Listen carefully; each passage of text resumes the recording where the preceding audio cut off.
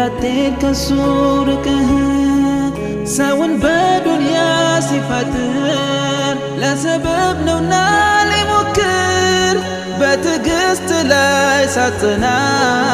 አትችልም ማለፍ ፈተና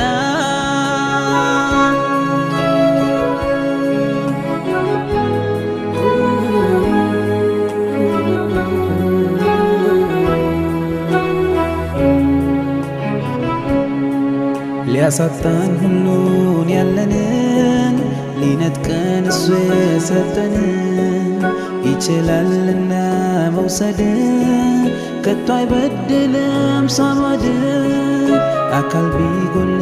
ሰውነት ቢርቅ ፍጹም ጤንነት በልብ ተስፋ እስካለ ብስራት ያዘለ ቀን አለ።